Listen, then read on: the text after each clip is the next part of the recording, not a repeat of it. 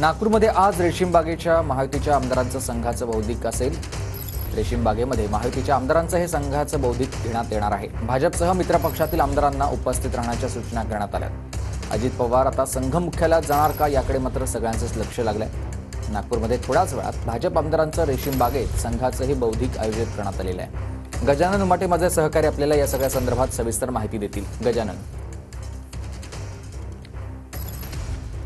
नक्कीच भाजप आमदारांसाठी राष्ट्रीय स्वयंसेवक संघाचं बौद्धिक आयोजित करण्यात आलेलं आहे आणि या भाजप आमदारांसोबत मित्रपक्षांच्या आमदारांनाही बोलवण्यात आलेलं आहे। त्यामध्ये शिवसेना आणि त्यासोबतच राष्ट्रवादी अजितदादा गट। सगळ्यात महत्त्वाचा प्रश्न आहे की अजितदादा आणि त्यांचे आमदार संघाच्या या रेशीमबाग कार्यालयात येणार का, हा सगळ्यात मोठा प्रश्न आहे। कारण की गेल्या वर्षी जेव्हा हे बौद्धिक आयोजित करण्यात आलं होतं तेव्हा अजितदादांचे आमदार आणि अजितदादा आले नव्हते। काही महिन्यांपूर्वी याच मैदानामध्ये शेजारी लाडक्या बहिणींचा कार्यक्रम झाला, तेव्हाही अजितदादांनी रेशीमबाग कार्यालयात येणं टाळलं होतं। त्यामुळे आज अजितदादा आणि त्यांचे आमदार येणार का, हा सगळ्यात मोठा प्रश्न आहे।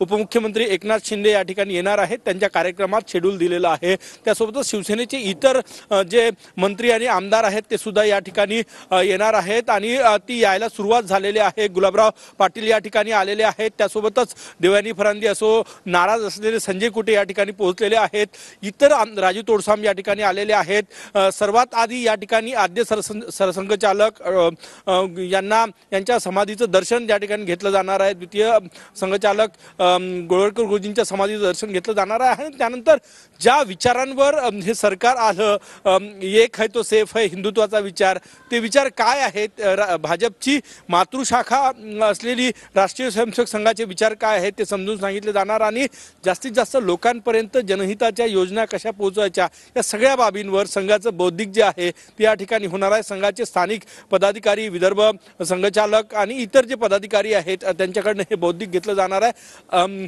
दरवर्षी हिवाळी अधिवेशनादरम्यान जेव्हा भाजपचे आमदार आणि सगळे आमदार या ठिकाणी येतात तेव्हा भाजपच्या आमदारांना बोलवलं जातं, परंतु यावेळेस मित्रपक्षांच्या आमदारांनाही निमंत्रण देण्यात आलेलं आहे की संघाच्या या बौद्धिकात सहभागी व्हावा। आता सगळ्यात मोठा प्रश्न तोच आहे की अजितदादा गट सत्तेत सहभागी आहे भाजपसोबत, परंतु रेशीमबाग कार्यालयात येणार का?